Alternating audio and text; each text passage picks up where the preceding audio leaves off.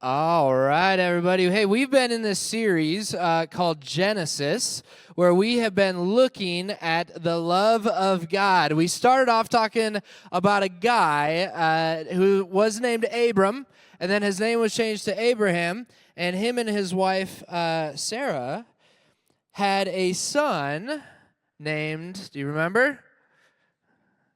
Close. Isaac. Abraham had Isaac, and we actually learned through Abraham's story that God's love is unique, right? We learned that God's love is unique because we see for the first time in God's story, God say, Abraham, I am intentionally partnering with you, and here is a blessing that is going to take place. Here is a promise that is going to take place. You've walked with me, and I'm going to walk with you. Right?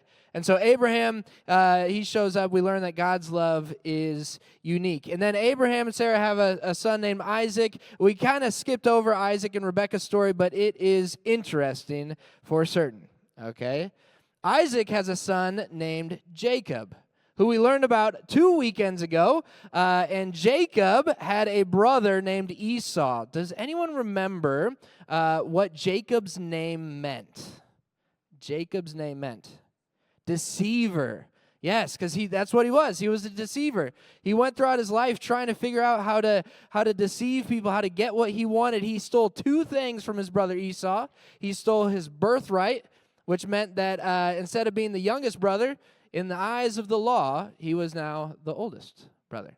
And he would receive all of the things that the oldest brother would receive, right? And then he goes on to deceive Esau from his blessing, from his father Isaac, right? So that blessing that is passed on from Abraham to Isaac to Jacob, because Jacob steals it. And then Jacob has sons, all right? Jacob has a lot of sons, and the son that we're going to look at today is Joseph, all right? Jacob's son, Joseph. It's a different kind of story. Joseph's life was difficult. Joseph's life was hard, and here's the thing. You might know the end of Joseph's story. Like, you might have heard it in Sunday school. You maybe have seen a movie or two about it, and you know maybe how it ends. But we got to remind ourselves, when Joseph is experiencing it, he doesn't know how this thing's going to end. He doesn't know what's going to happen. He just knows what he is experiencing in that moment, right? But throughout Joseph's story, we see that he clings to God's faithful love. He clings to God's faithful love in a way that's just incredible, all right? So we're going to pick things up. We're covering a lot here, all right? So we're going to jump right into it. I believe we're going to start talking about Joseph's family life. So Joseph grows up in this family. He's got a lot of brothers, and he's arrogant. Joseph is arrogant, okay? He has these dreams, and basically in these dreams, he sees that his brothers, who are older than him, are actually going to bow down to Joseph, and that Joseph is actually going to lead his brothers. He doesn't keep this to himself. He tells his brothers. Do you think they enjoyed that? No.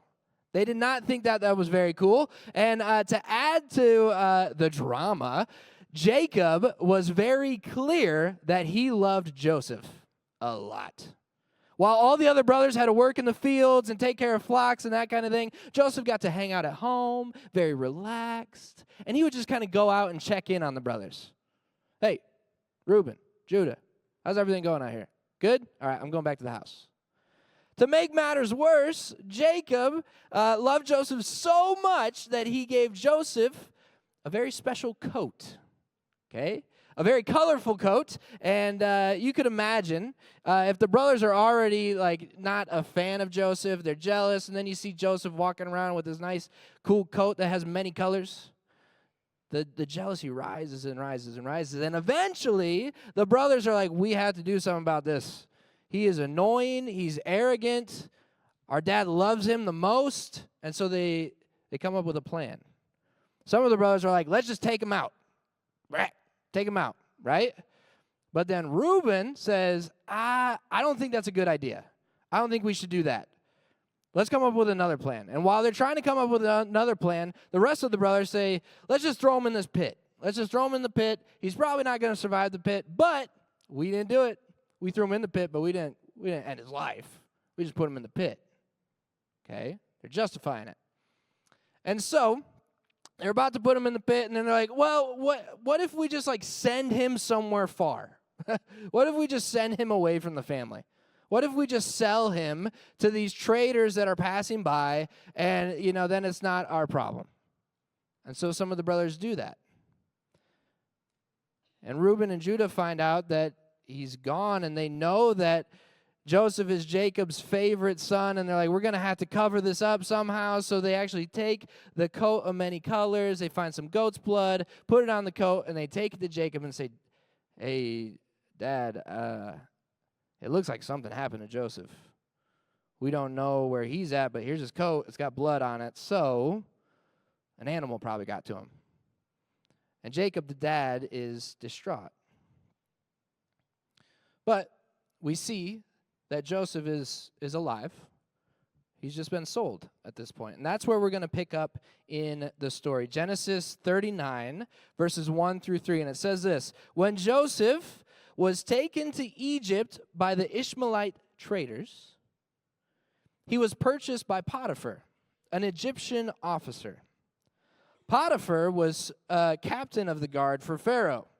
Potiphar, pretty important dude. He's got a lot of responsibility. He's got a lot of trust with the most important person in Egypt, right? Captain of the guard for Pharaoh, the king of Egypt. The Lord was with Joseph, and so he succeeded in everything he did as he served in the home of his Egyptian master. And Potiphar noticed this and realized that the Lord was with Joseph, giving him success in everything that he did. So already in this moment, Joseph is sent away from his family. He's sent away from his dad who loves him, and he's working for this other family. And we see that even in that moment, God is blessing Joseph. God is very much with Joseph through this. At this time, Joseph is probably about 17 years old, and we see that God was with him. And it lets us know that Potiphar recognized that everything Joseph did, he succeeded. And so Potiphar actually makes Joseph like one of his personal attendants. And so Joseph begins to have responsibility and some power within this household. Potiphar actually gives Joseph complete charge over everything that Potiphar owned. That's how evident it was that God was with Joseph.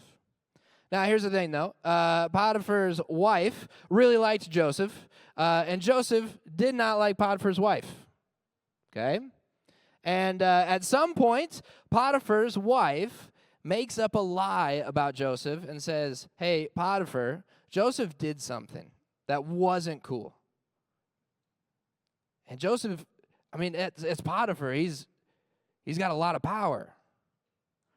And so he can't argue and say, "What? No, I'm going to call your wife a liar." Joseph doesn't do that, and Potiphar isn't really going to doubt his wife. And so Potiphar throws Joseph in jail. But here's something that's kind of interesting about it. We can tell that Potiphar actually really cares about Joseph, because if anyone else is in that situation, Potiphar probably kills them. Probably doesn't throw them in jail. Probably says, hey, guards, take him out of here, do whatever you have to do. But not so with Joseph. See, it was easier for Potiphar to ruin his life even further than to make things even more difficult, right? And so we pick up the story. Genesis 39, a couple verses later, 21 to 23. But the Lord was with Joseph in the prison and showed him his faithful love. And the Lord made Joseph a favorite with the prison warden, so the person who kind of oversaw the prison. Before long, the warden put Joseph in charge of all the other prisoners and over everything that happened in the prison. The warden had no more worries because Joseph took care of everything. Read this last part. The Lord was with him and caused everything he did to succeed. So here again, kind of similar, we see that God showed up.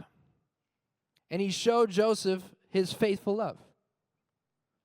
And it's a powerful phrase. See, we think about this, and even in the hard times, this is one of the first things we learn from Joseph's life. Okay? Even in the hard times, God is with us. Even in the hard times, God is with us. See, faithful love means that even in the hard times, God is with us. It's never ending. It shows up.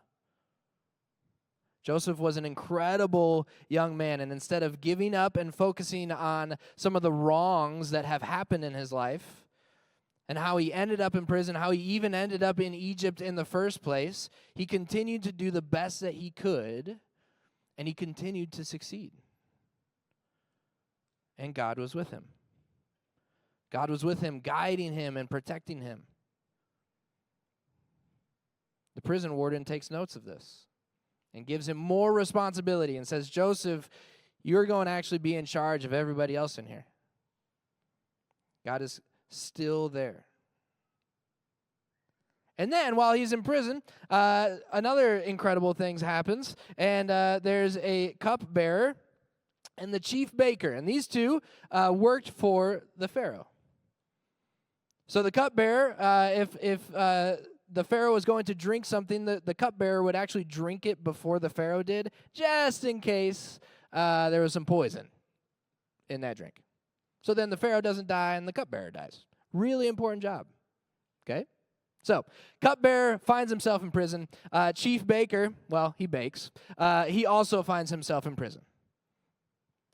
These two dudes are having some dreams. Do you remember from the beginning of the story, Joseph also had dreams, right? So cupbearer, chief baker, they have some dreams. They don't know what to make of them. They don't know what's going on in their dreams. And so they go to Joseph, and Joseph says, hey, this is what's happening in your dreams. This is what's going on. And for one of them, it turns out that he's going to be A-okay. The other one, not so much. But here's the thing. Joseph says, this is what your dreams mean. And this is the important part. What he says they mean actually then goes on to happen. I mean, you could ask me what your dreams meant, and I could tell you anything. But if it doesn't actually happen, then you're like, well, Riley was wrong. But see, God was with Joseph. And so what he interpreted, what he said those dreams meant, it actually took place. So, Joseph, still in prison. His story moves on, and guess who is having dreams now and doesn't know what to do with them? You guessed it, Pharaoh. The most powerful person in Egypt is now having some dreams and doesn't know what to do about them. Doesn't know what they mean, and would really like an explanation for what these dreams could possibly mean. And so, the one that survives the prison sentence reminds Pharaoh, he says, wait, when I was in prison, I talked to this guy who helped me understand what my dreams were about. Maybe you could go talk to him. And so Pharaoh was like, well, that's great. Bring him to me. And so Joseph finds himself from prison now with the most powerful person in Egypt. And he says, hey, I'm having these dreams. What do these mean?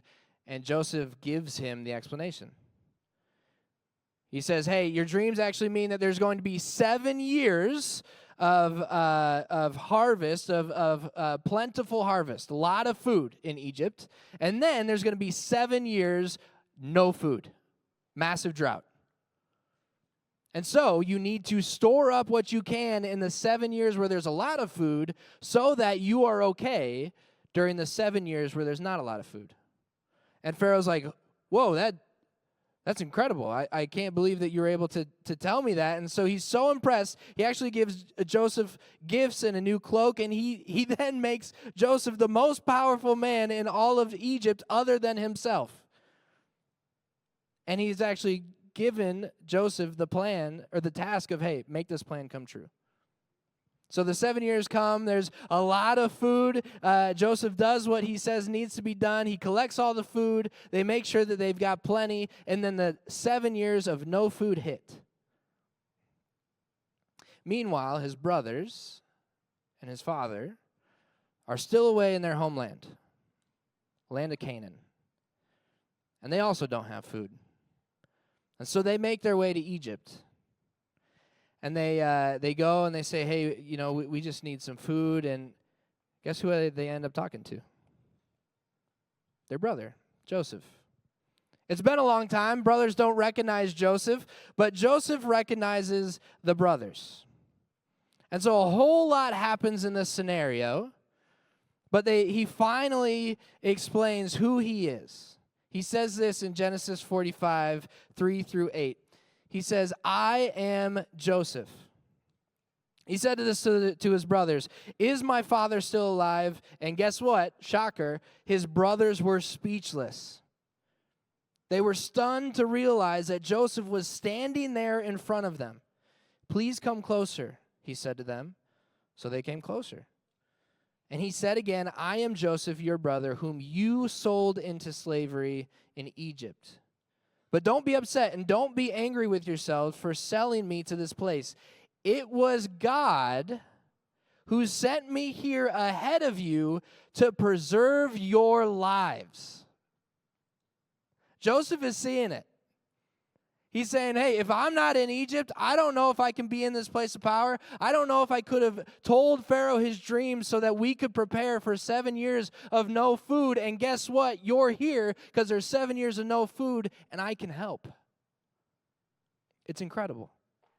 It was God who sent me here ahead of you to preserve your lives. Verse 6, this famine that has ravaged the land for 2 years will last 5 more years. And there will be neither plowing nor harvesting. No food. God has sent me ahead of you to keep you and your families alive and to preserve many survivors. So it was God who sent me here, not you. And he is the one who made me an advisor to Pharaoh, the manager of his entire palace and the governor of all Egypt. Joseph has an incredible perspective.